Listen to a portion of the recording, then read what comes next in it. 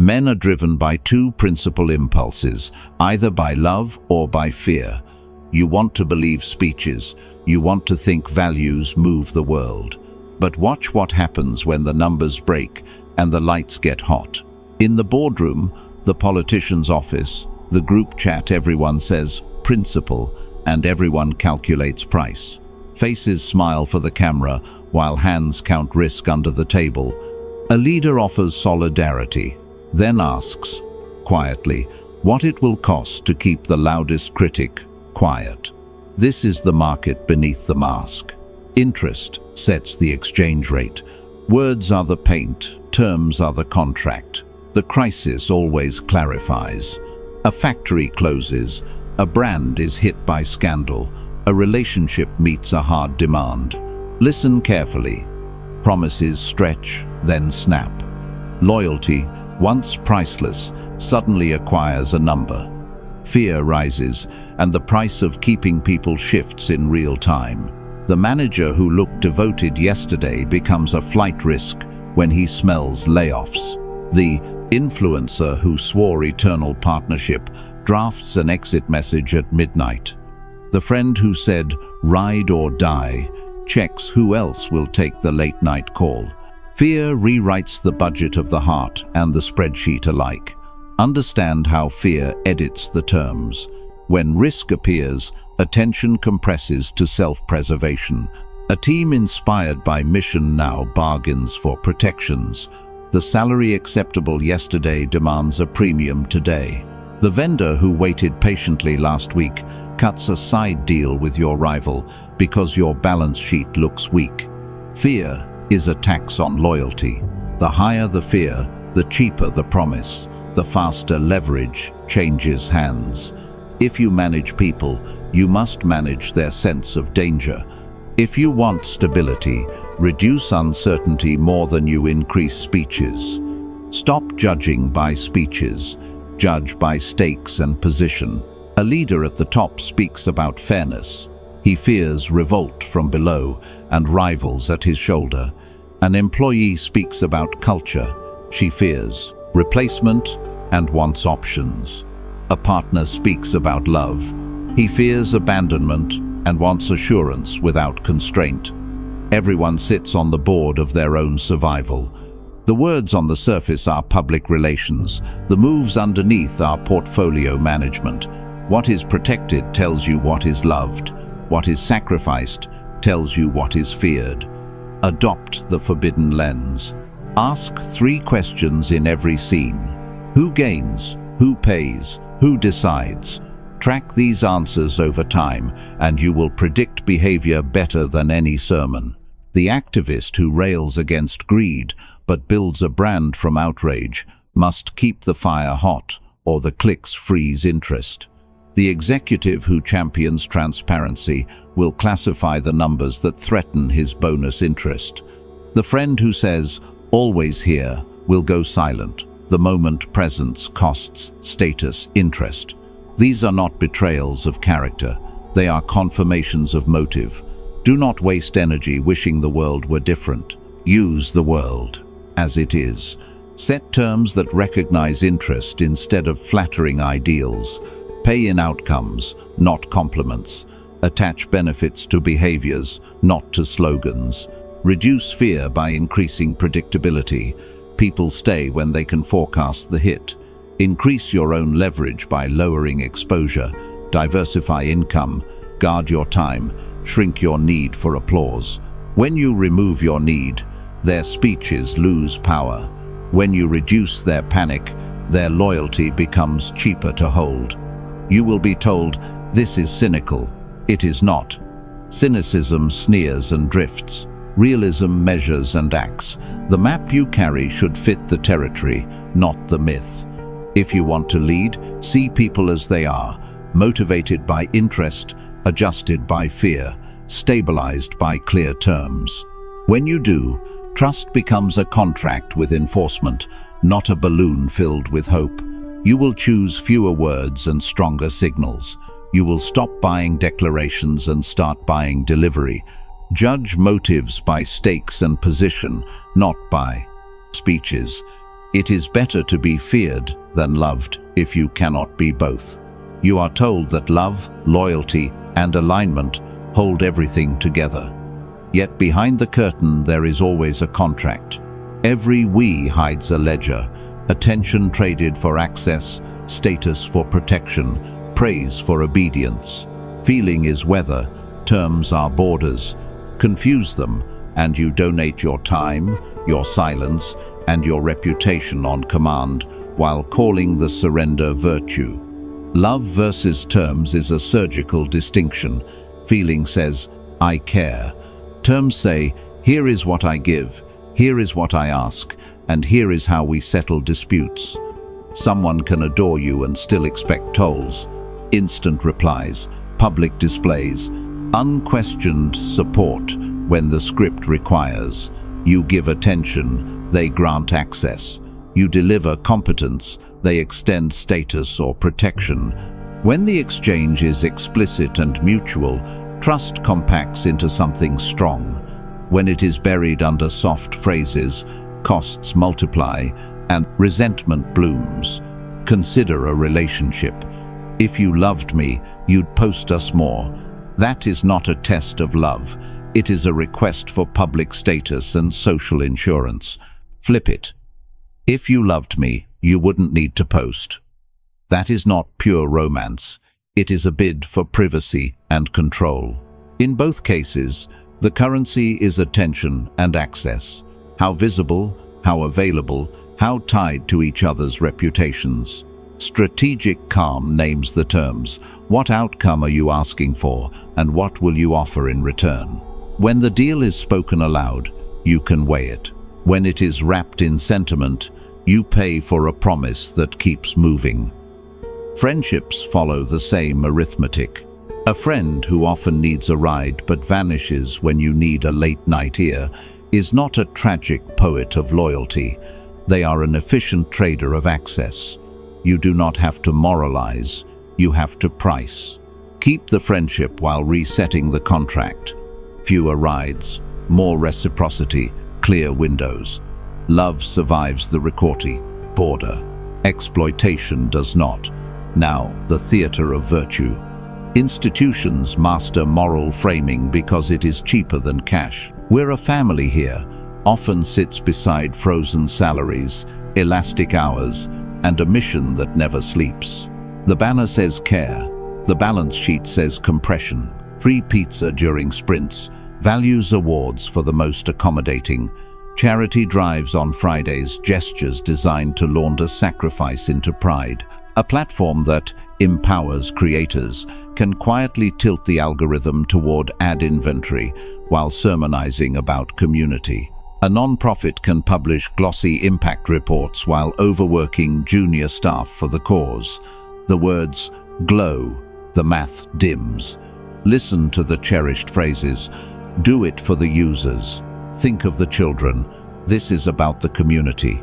None need be false to be manipulative. They only have to be incomplete. Values without budgets are theater. If raises flatten while virtue speeches multiply, compliance has been rebranded as character. Strategic calm answers with audits, not outrage. Ask 3 clean questions. What is the cost? Who bears it? Where is it recorded? If the story grows while the numbers shrink, you have your diagnosis. Moral narratives are being used as cost management. The tactic scales quietly. A startup declares a wartime posture to justify weekend pages and on-call creep. Leadership celebrates ownership, which somehow means you own the problem and the overtime, but not the upside. HR announces Wellness Week while trimming benefits next quarter. The play is identical. Flood the room with virtue until the math drowns. Your defense is measurement.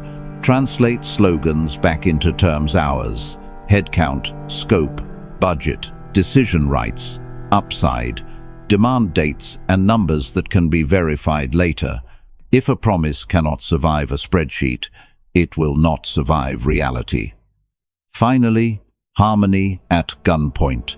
Calls for unity grow loudest when power is consolidating and dissent is expensive. We need to present a united front. Don't divide the team. This is not the time for questions. Unity is valuable during execution. It is fatal during capture. The voice that demands harmony before debate is not protecting peace. It is protecting advantage. Apply triage. Who gains? Who pays? Who decides? In politics, the unity drumroll often accompanies a vote already counted. You are told disagreement helps the enemy and critique equals betrayal. Meanwhile, appointments tighten, oversight loosens, and budgets slide under emergency labels. In companies, a reorg arrives with pastel slides and soft music. The words are streamlining, focus, synergy. The cuts land far from the executive floor. Decision rights migrate upward. The Q&A shrinks. Harmony is announced at sunrise while doors quietly lock at night. In your personal world, the micro version is familiar. Can we please not fight about this? Let's just agree. Translation: the decision has been made without you. Or, why are you being negative? Translation: your boundary threatens someone's convenience. Strategic calm widens the frame and slows the clock. Unity about what? Decided by whom? Funded by whose time? If the answers are evasive, you are watching consolidation with friendly lighting. Decline the script and insist on the terms. To navigate this terrain, practice 3 moves. First, separate sentiment from settlement. Write the deal in plain words, even if only for yourself. What you give, what you get, who can end it, and how. Second, convert virtue into variables. For every noble phrase, ask for a metric and a date. Family becomes retention, relief staffing, and real days off. Care becomes headcount, workload reduction, and paid time. Mission becomes scope, budget, and responsibility. Third, test unity with friction. If a plan cannot tolerate one calm question, it cannot tolerate reality. Better a sharp meeting today than a slow failure all quarter. None of this rejects real love, shared values, or true alignment. It protects them. Love becomes sturdier when it does not carry hidden debts. Values become credible when they survive a spreadsheet. Alignment becomes durable when it is chosen with full information, not staged under pressure. You can still give generously. You can still stand with a team in the storm. You simply know the price and consent on purpose. Machiavelli does not counsel cruelty. He counsels clarity. If you must choose, choose respect over applause and terms over slogans. Let others sing hymns to family, mission, and unity. You will listen, measure, and decide with a steady hand. Then your yes will build something, and your no will protect what you intend to keep. Separate the feeling from the deal, then choose without fear. Men sooner forget the death of their father than the loss of their patrimony. You want to believe your choices are pure, guided by principle, guided by reason. But when the wound is touched, principle becomes costume. Status anxiety, fear of exclusion, humiliation, sensitivity. These are the invisible hands that move the visible chess pieces. You think you are defending truth. You are defending a bruise. You think you are loyal to values. You are loyal to relief. Strategy dies under the mask of honor when you refuse to name what drives you. Call things by their real names, and your plan begins to live. Start with a trigger inventory. Think like a treasurer auditing a fragile state. Every leak has a ledger. Disrespect is the clipped tone in a meeting, the eye roll on a call, the subordinate who says, "Actually," your pulse rises, breath shortens, syllables sharpen. You stop listening and start proving. Public doubt arrives as a question on the record. Are you certain your plan covers this? And you shift from optimizing outcomes to rehabilitating image. Your sentences bloat, as your control shrinks. Loss of resources, budget cuts, late invoices, shrinking runway tightens your chest and narrows your horizon. You lunge for fast deals that cost you later. Romantic rejection throws you off cadence. You send paragraphs to fix a story your pride wrote, not the facts on the table. The inventory is not moral judgment. It is a map of where motives bend. Do not moralize the triggers, measure them. Disrespect elevates the voice and speeds the mouth. Public doubt stiffens the smile and fattens the sentence. Loss of resources inflates urgency and erodes standards. Romantic rejection tilts posture into pleading. Mark the bodily tells. Breath high in the chest, leaning forward, drumming fingers, apologizing before asking, rapid, just to be clear, loops.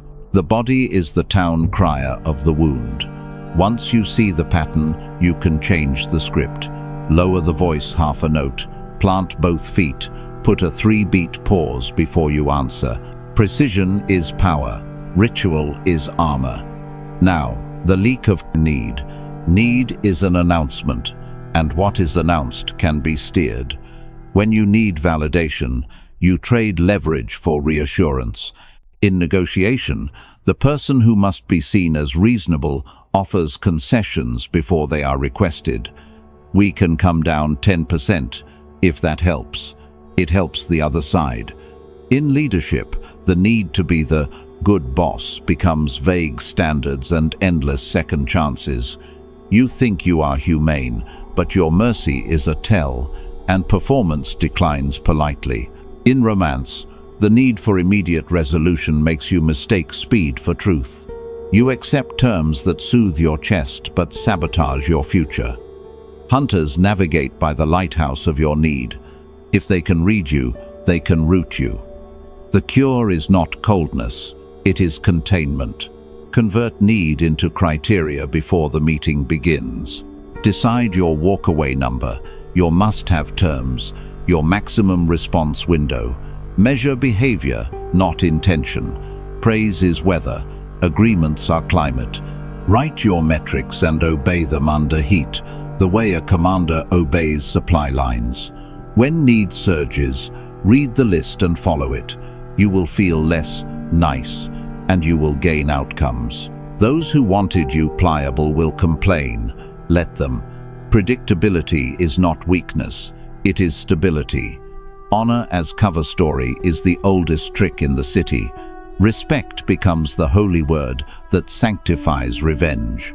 Values become the altar where you sacrifice rivals. A colleague fails to back your idea. You do not say, "I felt small and I want the feeling to go away." You say, "This is about principle." Then you slow walk their project, gather allies, and call it stewardship. A partner sets a boundary you dislike. You do not say, "My pride is bleeding." You say, "It's about honesty," and you launch an inquisition. You label transparency. The crowd applauds the words. They cannot see the wound. But the consequences are concrete. Wasted time, scorched trust, talent leaving quietly. Strip the halo. Ask, if there were no audience, would I still choose this action? If the answer weakens without witnesses, it is not honor, it is theater. True honor pays in long-term stability. Clearer rules, cleaner deals, fewer surprises. False honor pays in spectacle, statements, purges, dramatic exits. Citizens and rulers alike choose the show because it numbs humiliation. The invoice arrives later in delays, attrition, and budgets that no longer balance. The crowd claps, the ledger cries. Private fear, public policy, this pipeline explains more than ideology does. The insecure leader fears appearing weak. Result, crackdowns, new rules, louder punishments, public firings. The crowd sees strength. Insiders smell panic. The anxious founder fears revenue decline. Result, overpromises, launch dates move forward, roadmaps inflate, quality is ignored. Customers hear certainty. The team hears roulette. The image-obsessed official fears humiliation. Result: purges. Advisors are replaced by loyalists. Dissent is renamed disloyalty, and information dies. The slogan says virtue, the spreadsheet records pain. You do not need a palace to run the same pattern. A manager embarrassed in a town hall writes, "Zero tolerance" rules the next morning. A parent ashamed by a child's outburst bans half the house by bedtime. A friend who felt small at dinner takes a break from the group and rallies a subset to swear it was about values. None of these are policy. They are pressure valves labeled as virtue. The answer is the same at every level. Slow the decision, separate anger from action, force reasons onto paper where they can be tested. Build a small constitution you can obey when hot. First, cooling periods. No public decisions inside 24 hours of a public hit. Second, question templates. What is the concrete risk? What evidence would change my mind? What does waiting buy me? Third, separation of powers. One person drafts, another challenges, a third communicates. If you are solo, simulate the checks with time and paper. Write the case for and against. Sleep, decide. Fourth, pre-agreed tripwires. If spending exceeds X or responses slip beyond Y, certain options vanish automatically. Practical fences reduce the blast radius of private fear. Historical clarity helps. A prince insulted by a rival city launches a punitive campaign for honor and drains the treasury. The people pay taxes for his pride. A CEO mocked by a competitor acquires 2 startups to project strength. Integration fails, talent flees, valuation sinks. A movement leader who cannot endure dissent reframes debate as betrayal. Purity tests shrink the circle until only mirrors remain. In each case, the poster claims virtue. The budget reveals a wound buying relief at interest. You will still feel the pull to sanctify hurt. Catch yourself mid-homily.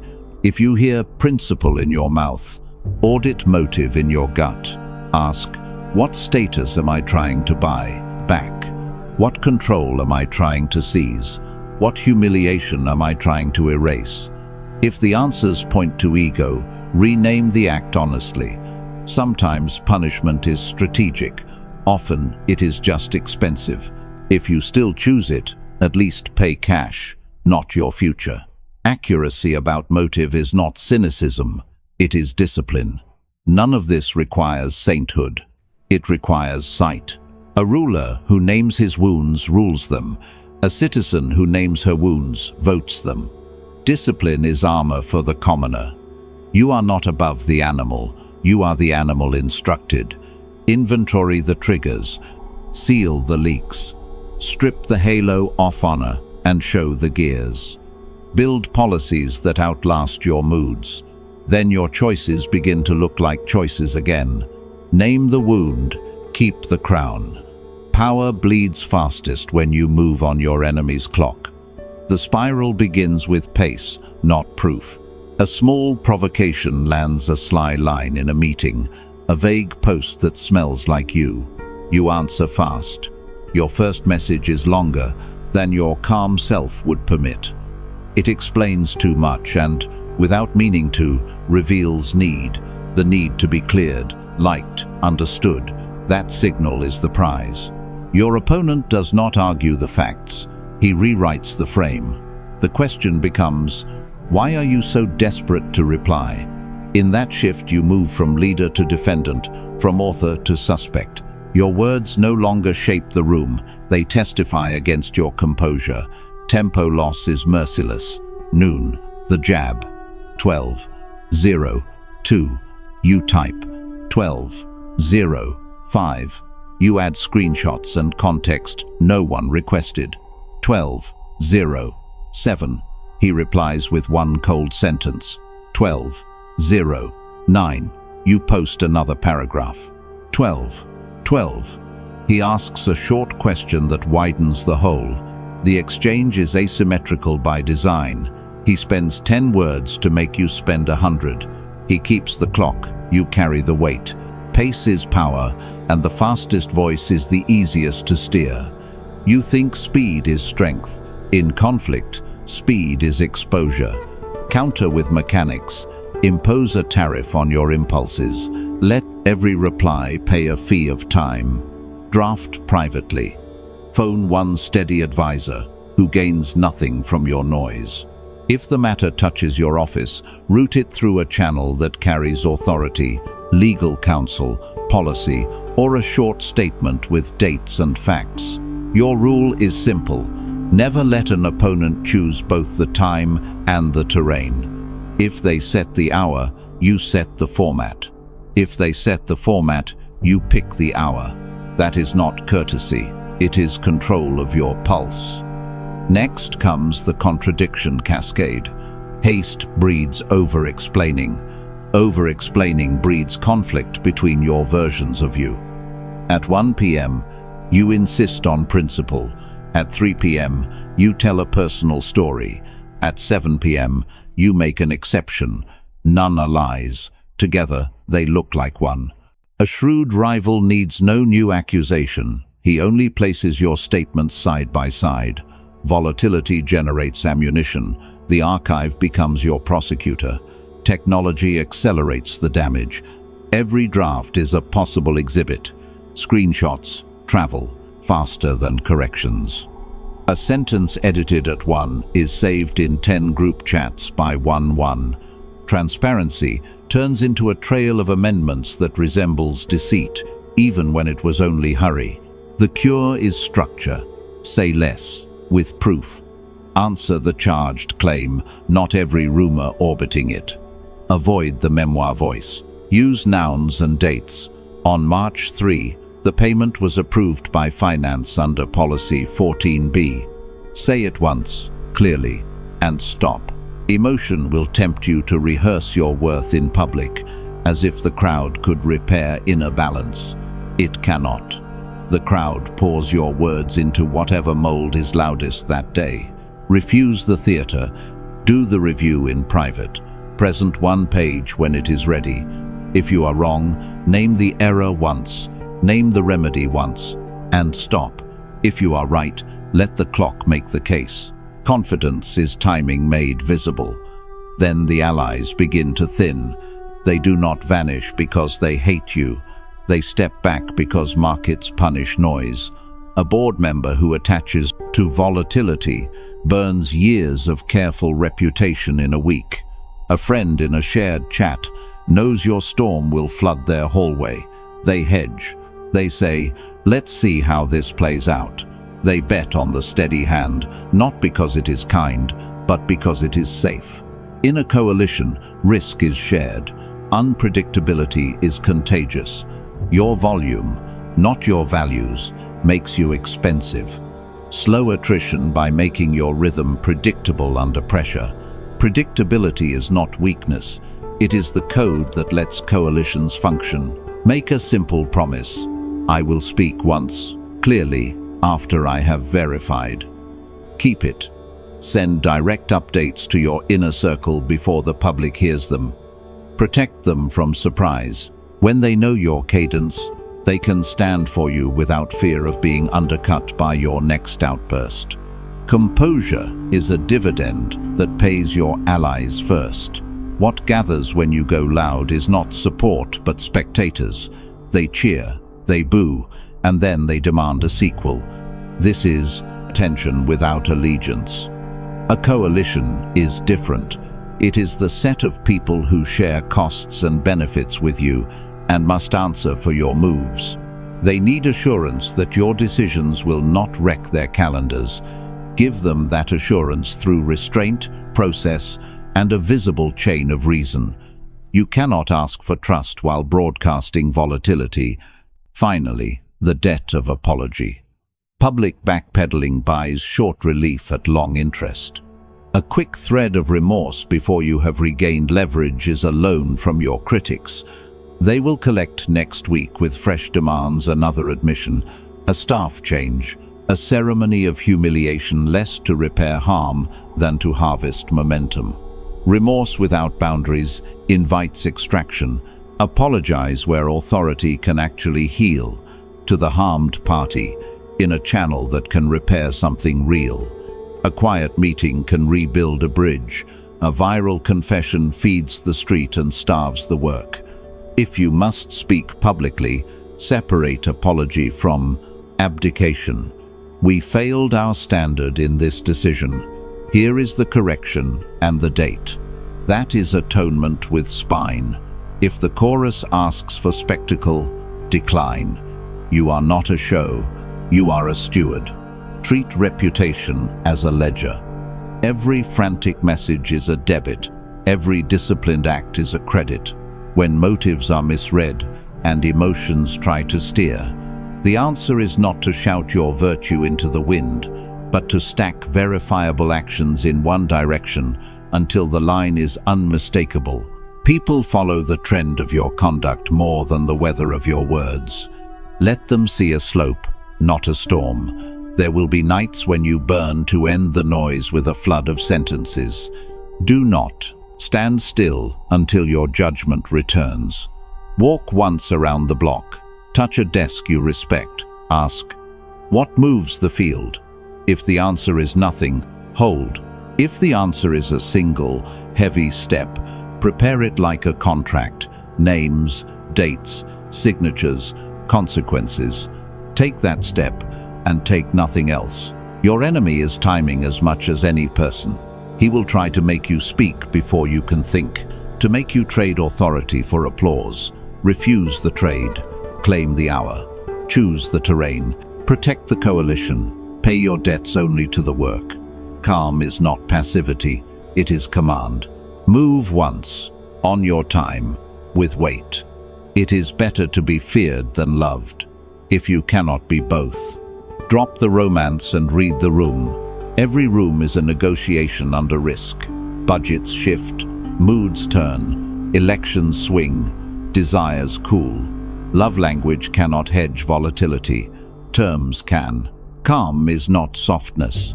Calm is the table where numbers are written, clocks are set, and consequences are understood. When you sit at that table, you stop guessing what people feel and start measuring what they deliver. Respect before warmth. You can be liked for being available, entertaining, easy to please.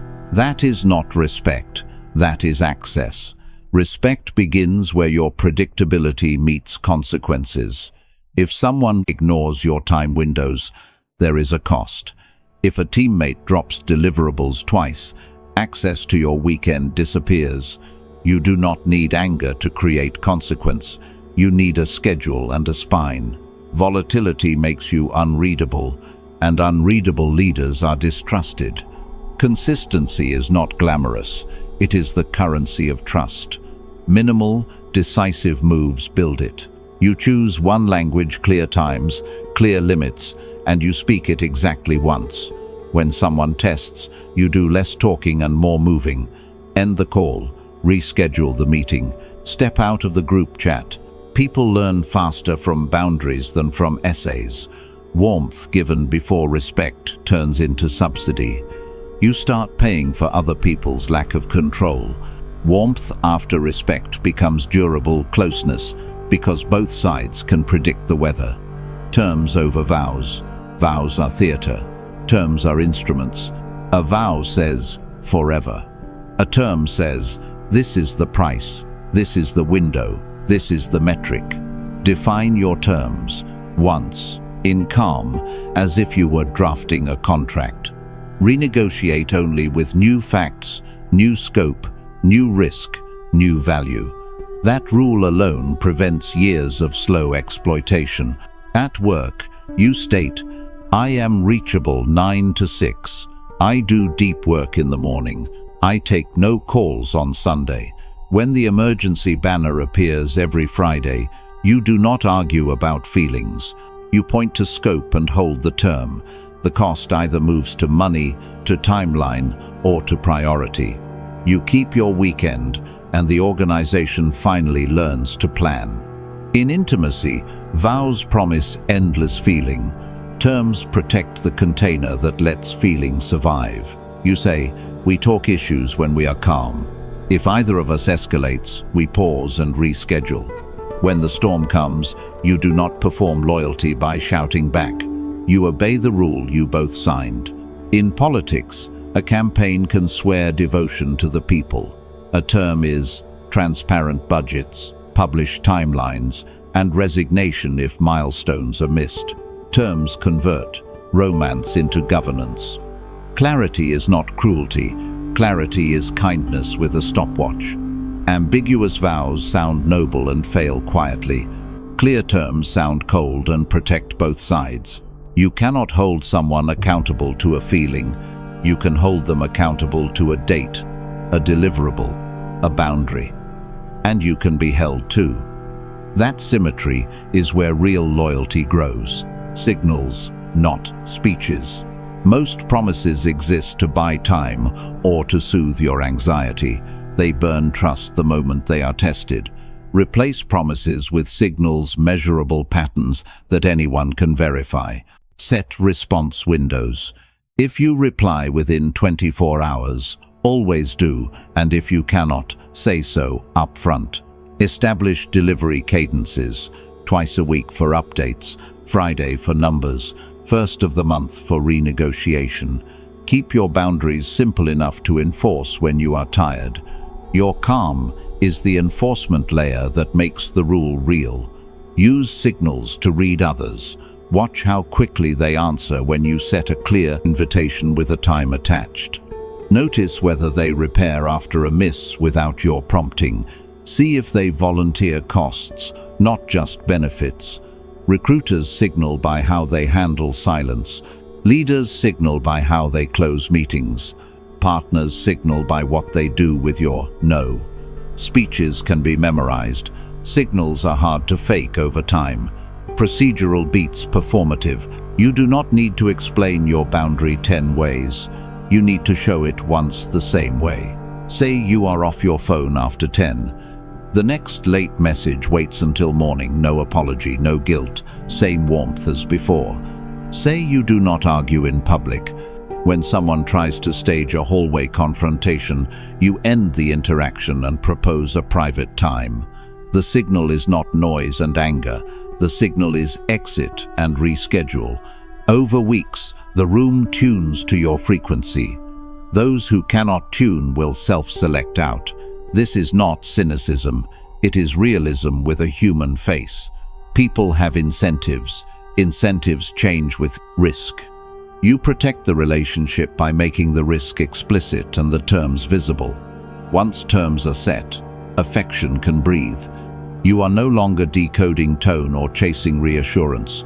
You are executing. You are reading the map instead of the weather. Sit at the table. Write terms you can keep. Enforce without heat. Renegotiate only with new facts. Reward signals. Ignore speeches. Then watch how much quieter, stronger, and more honest your life becomes when love stops being an alibi and starts being the surplus created by order. Calm sets the terms. The terms protect the love. Until you make the unconscious conscious, it will direct your life, and you will call it fate. Carl Jung. You do not read motives with gossip or guesswork. You build a map. Picture every conversation as a dusk-lit room, your shadow at your back, theirs facing you. If you rush, shadows blur, and you project fear onto their outline. If you practice, edges sharpen. Today, you turn realism into a method you can run under pressure. Start with the motive grid. Gain, fear, status, time. 4 boxes that expose the animal behind the argument. For each party, including you, write 1 clear sentence per box. Gain.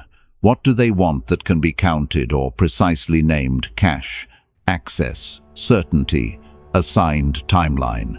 Fear. What loss haunts them? Blame, exposure, delay, abandonment. Status. What identity must be protected? Expert, leader, savior, victim, rebel. Time.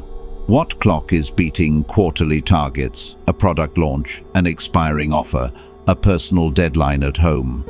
Score each box from 1 to 10. The pattern tells you which lever to touch and which nerve to avoid. If their fear and time are high, lower the temperature and slow the tempo. If status is blazing, protect dignity first, or every fact will be treated as an attack.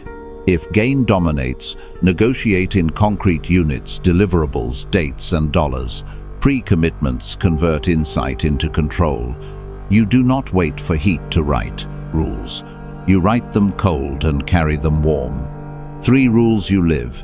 Never decide at peak emotion. Never negotiate live. Never reveal surprise. They sound simple until your ego is on stage. So you train micro-drills. Breathing. 2 slow rounds of 4 in, 6 out, to drain the surge and return oxygen to judgment. Note-taking. Label the feeling anger, panic, shame like a lab tech, not a poet. Capture claims, dates, attachments, and next steps to verify. Delay scripts. Acknowledged, let me review and circle back by 4 p.m. I want to give this the right attention. I'll respond tomorrow. Rehearse them out loud until they are muscle memory. Stillness becomes repeatable when it is scripted. Response windows turn time into leverage. You acknowledge fast and decide slow. In person, pause 30 seconds before any substantive reply. Count a breath, sip water, jot a word. Over text and email, take 3 hours for ordinary decisions. For formal issues, take 24. Communicate the window, received reviewing, and will reply by 4 p.m. Got this. Written response tomorrow. Urgency is contagious. You refuse the infection. If they press, you anchor. Happy to respond after I verify the numbers. Expect my note by noon. These windows are not evasions. They are governance. They prevent the shadow from buying short-term relief with long-term mess. Information asymmetry is disciplined curiosity, not manipulation. You speak last to let stories collide with themselves. Ask pointed questions that force specifics into light. Which date? Which clause? Which witness? What exact remedy are you seeking? Keep messages short and factual, 1 claim per sentence. No adjectives you will later regret. Replace "you always" with "on 10/12. The file was delivered at 6:14 p.m. without the appendix." When people must carry their claims across exact dates and documents, contradictions appear on their own. Silence is your lab. Questions are the instruments. Notes are the samples you test later, away from theatrical pressure. Boundary execution shows authority without theater. State terms once, simply. Price, scope, timelines, response windows, and behavior standards. Enforce quietly. If a client exceeds scope, don't sermonize. Send an adjusted estimate with the difference highlighted. If a friend repeatedly cancels last minute, move them to tentative and stop building your week around them. If a colleague tries to renegotiate live, return to the rule. Let's capture changes in writing. I'll send a summary. If someone crosses a line, escalate to consequence without a speech. Pause the work, remove access, or reschedule with a witness. Your dignity does not require an essay, it requires a protocol. Now run the system through 3 scenes. First, a vendor phones in a panic, claiming costs doubled. Your grid shows their time and fear are high. You breathe, note, delay. Acknowledged, send the new line items. I'll review and respond tomorrow. You request receipts, dates, and the clause that permits adjustment. You keep messages factual. Your boundary is the contract. The panic becomes either math you can accept or a deviation you can price. You decide in writing, not in the heat of a phone call. Second, a dating test. A late-night text reads, "Come now." Your grid shows you chasing status and quick gain. Their time is set to now. respect untested. You acknowledge, not answer. Tomorrow, 7 p.m. works. You keep the window, watch the response, and enforce the boundary. If they mock or pressure, the system reveals motive faster than your longing can. You reassign your attention toward people who plan, because planning is respect made visible. Third, a team conflict. A manager hints you're not collaborative. You pause and request specifics.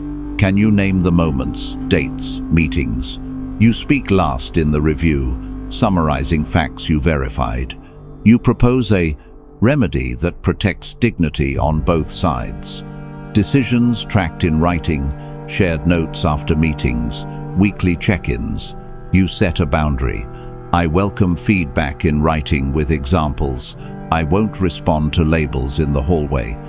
The room feels steadiness because your body is steady. Neutral jaw, soft eyes, measured breath. Your appearance becomes part of the protocol. Under stress, your shadow will try to bargain. It will call the pause cowardice, the delay disrespect, the boundary cruelty. Remember, the shadow speaks in absolutes to dodge accountability. Your system speaks in numbers, times, and sentences that can be reread. After any hard exchange, run a brief after-action. Did I score the grid honestly? Did I obey my rules? Did I keep the window? Which question exposed the most? Which boundary held? Write one improvement and one thing you did well. Consistency beats intensity. Repetition beats inspiration. You are not becoming colder, you are becoming clearer. Stillness is not the absence of feeling, it is the presence of form. The motive grid shows where each person stands. The pre-commitments keep your hand from burning the bridge. The response windows return your time. The questions harvest truth. The boundary turns values into architecture. You don't need to read minds when you can read patterns. And once you can read them, you can steer them quietly, cleanly, without leaving a trail of apologies you didn't need to say. See motives cleanly, set tempo calmly, enforce quietly. Clarity is a contract you write with your own mind before you negotiate with the world. The dividend of clarity is immediate. Guessing games end and costs stop hiding in fog. When people know your terms, they bring you better offers. You state non-negotiables in plain language: scope, timeline, payment, decision rights, and the noise falls away. Opportunists avoid you because there is nothing soft to press. Professionals lean in because predictability is profit. You refuse vague promises and ask for numbers, dates, and names, and the conversation suddenly grows teeth. On a hiring call, you explain the role, the outcomes, and the evaluation window. The pretenders vanish, the prepared candidates show up with portfolios, and the process accelerates because ambiguity is no longer subsidized. Realism does not kill hope, it funds it. Tangible wins follow quickly. Your inbox shrinks because thresholds are visible. People stop sending messes disguised as opportunities. The vendor who once pushed rush fees learns you do not pay for other people's panic. The partner who tested your generosity discovers you keep score with receipts, not feelings. You specify deliverables in writing and scope creep dies where it should on paper. You confirm what you will not do, and a steady peace appears. The calendar clears, the team breathes, and profit rises because waste has lost its cover. Even in personal life, the principle pays. You decline last minute invitations that would tax your focus, and friends adjust because your rhythm is consistent. Clarity turns your time into a valuable territory with borders everyone can see. From survival to strategy, this is the turn. When you map motives and govern nerves, tempo becomes your instrument. You stop answering at the speed of pressure and start answering at the speed of intention. You set response windows fast for fire, slow for theater, and others begin to time themselves to you. You sort demands into 3 piles: must do, must decide, must decline. You hold your face, breathe once, and ask the question that drags aims into daylight. What problem will this solve, and for whom? In procurement, you refuse to haggle against fog. You ask for total cost of ownership, failure modes, and an owner's name. The room shifts from performance to facts. In a conflict at work, you request written claims and evidence, not hallway heat. Half the drama evaporates because drama refuses. Paperwork. Tempo is not a mood, it is policy. Control the clock and you control the contract. Strategy scales in habits. You push conversations from chat to documents. Signatures replace slogans. Meetings end with who, what, and when, or they do not happen. You decline bait that would make you reactive. You pick your ground and your hour. A colleague storms in with alerts. You thank them, schedule a review, and refuse to carry their weather. You narrow inputs and lengthen thinking. Dashboards weekly, decisions on Thursdays, reversals only with new data. Your team learns the cadence and begins to solve at your speed. The result is not coldness, it is safety. People perform better when they can predict the rules, and respect compounds when promises land on time. Quiet authority looks like this: a glass room above a restless city, too many lights, too much talk. You arrive on time and on purpose. You listen until the contradictions tangle themselves. You do not hurry to rescue. You ask 3 questions: cost, capacity, consequence. You remove one project that flatters ego and add one that feeds cash flow. You lower your voice and the room lowers theirs. You do not chase agreement. You design its summary sent, deadline fixed, a name beside each task. You stand, thank the table, and leave at your pace. The door closes, order remains. The next day, people conduct themselves by the line you drew without raising your volume. This is the payoff of Machiavellian clarity. Fewer crises, stronger alliances, cleaner choices, and an inner calm that is earned, not gifted. You are not hard for its own sake. You are exact so others can predict you. People cooperate with the terms they trust. Even rivals begin to prefer your border to their chaos because your consequences arrive on time. Peace is not an accident, it is administration. You chose it inside first, wrote it into your schedule, taught it to your circle, and collected its dividends in public. Clarity first, then tempo. Peace is the profit.